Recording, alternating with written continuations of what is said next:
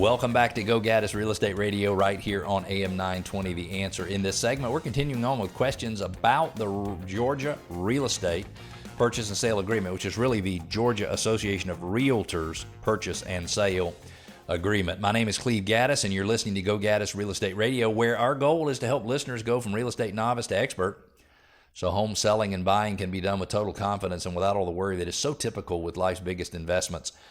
And if you have questions or comments or want to push back or share ideas or ask us to do research on your neighborhood or subscribe to our podcast or our YouTube channel, just go to gogaddisradio.com. That's GOGADDIS radio.com. You can do all that there, and we'd love to be connected with you. First question of the 6 I'm going to answer during this segment is, what is the due diligence period and what can buyers do or not do during this time? The Georgia Purchase and Sale Agreements, the Georgia Association of Realtors Purchase and Sale Agreement, uses a commercial type due diligence period, which, and I would say pretty standard, is 7 days. Sometimes it's 10, sometimes it's faster than that. And it says that during that 7-day period, the buyer has the exclusive, the sole opportunity to buy the house, but does not have the unconditional obligation to buy it. Most sellers and many buyers don't quite understand that. During the due diligence period, provided you do it before the end of the due diligence period, a buyer can terminate for any reason or for no reason at all.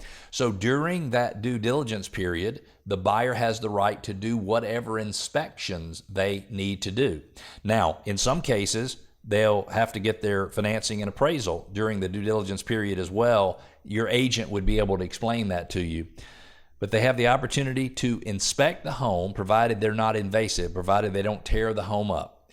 They have the opportunity to seek to amend the agreement, to ask the seller to make some repairs to change the condition of the property.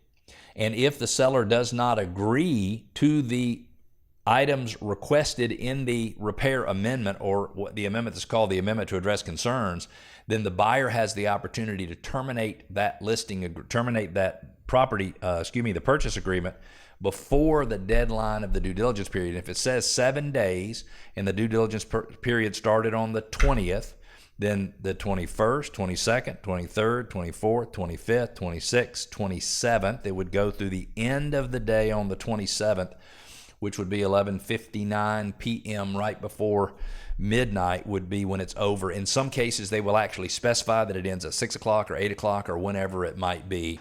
So that's the due diligence period, and that's what buyers can do or not do during that time. Can they terminate, just change their mind and go somewhere else? Absolutely. Absolutely. Can they ask the seller to make repairs that are so many and so expensive that the seller will not agree to make those repairs? Absolutely. Question number 2, how do inspection rights, repair request, and contract termination work under the Georgia Association of Realtors Agreement? I think in many cases we covered that, but let's talk about this. There's 2 ways to ask for repairs if you have a due diligence period, and there used to be, before we had a due diligence period, a commercial due diligence period, we had a provision in the contract that was the right to inspect and request repairs, and it said that the buyer would inspect the home within X number of days. Then they would give the seller a copy of the inspection report and a list of the items they want to do, and the seller had X number of days after that to respond on whether or not the seller was willing to make those repairs.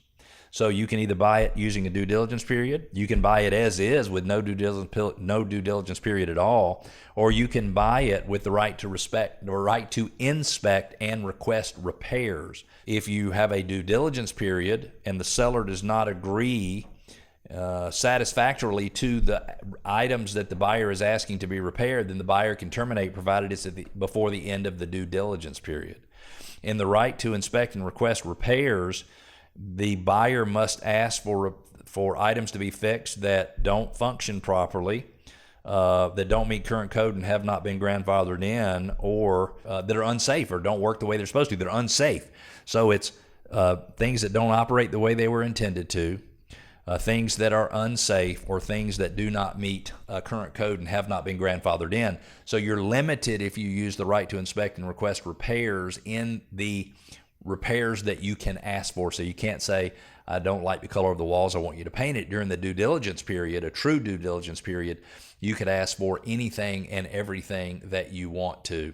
So inspection rights come from the due diligence period, or from having an exhibit that says property sold with the right to inspect and request repairs. That would be the second option you have. Or in some cases, they come in as is, meaning they don't have the right to inspect or ask for anything. I don't know why a buyer would do that in today's market, but sometimes they do. Next question is, what are the appraisal contingencies and how do they protect the buyer or the seller? I would say the appraisal contingencies do protect both the buyer and the seller. They're intended more for the seller.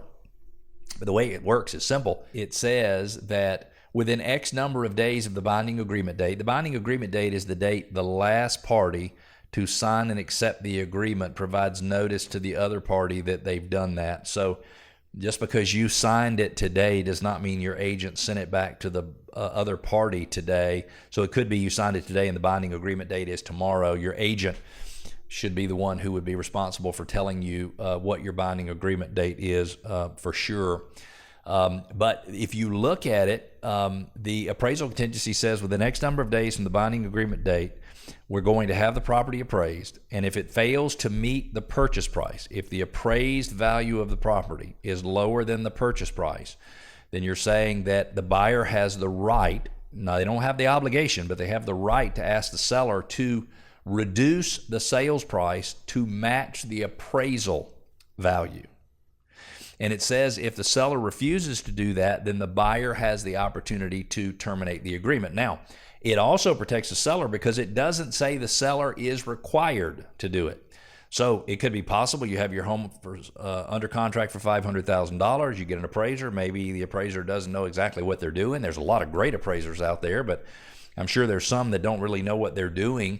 And maybe the appraisal comes in lower. The buyer cannot force you to sell them the house for a lower price. So if it appraised at $480,000 and you as a seller are like, well, I know I can find another buyer, and you don't have to change it. Now the buyer could pay the $20,000 difference and close on the sale anyway. They could totally do that.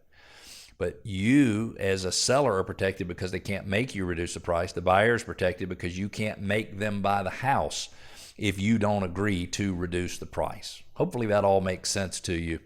That's the appraisal contingency. Generally, the appraisal contingency, it can be a separate exhibit, but normally it's included as part of the financing exhibit that shows your purchase is contingent upon you getting an X 80% loan to value, 90%, 95%, 97%, 100% loan to value, amortized over 30 years at this interest rate.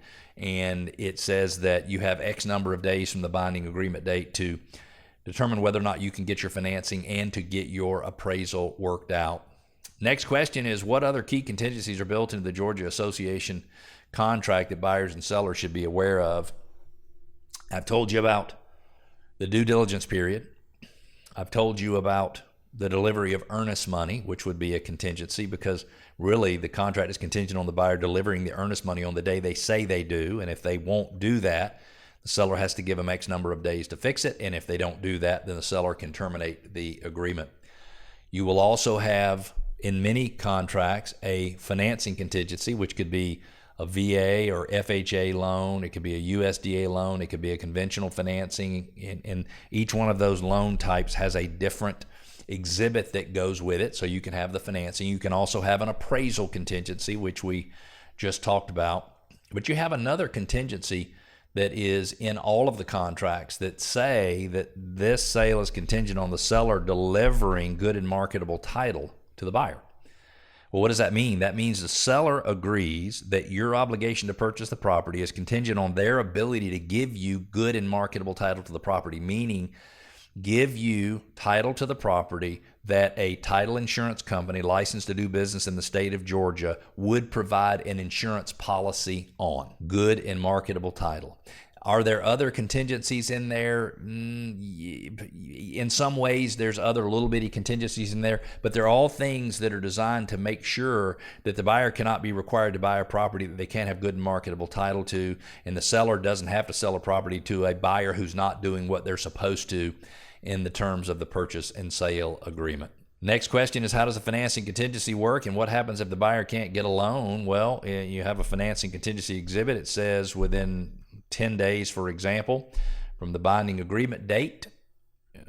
We have to notify the seller if we are unable to obtain a loan. If a buyer is unable to obtain a loan, they must send the seller and the listing agent a loan denial letter that states the terms of the loan, so that you can make sure the terms of the loan they were turned down for match the terms of the loan they disclosed in the first place. Because if they say they're going to get an 80% loan and they try to get a 95% loan and get turned down, then you can't use that as a reason to terminate the agreement.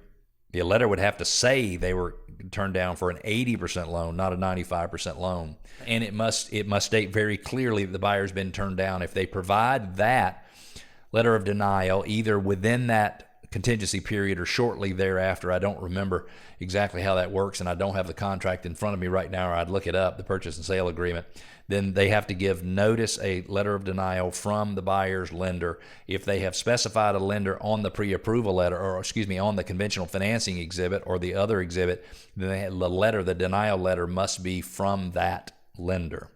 The last question is, are there protections in the contract for cash buyers or those using special loan programs? There's a cash buyer paying cash and all cash exhibit that would go with the purchase agreement, and there are exhibits, special exhibits for VA and FHA. A USDA financing would use an FHA exhibit. Real quickly, if you want to sell your home anytime in the next year, we want to make sure you get the upside. Go to GoGaddisRadio.com, click on the upside, put in a little information, and we'll reach out to you right away. We're going to take a quick break. In our next segment, in our Neighborhood Spotlight, we're featuring Nottoway and Chamblee, and we're going to talk a little bit about the city of Chamblee and living in that area. We're going to also discuss vintage finds, foodie vibes only in Chamblee, and we're going to talk about Columbus Day, which is coming up right around the corner. We'll be back.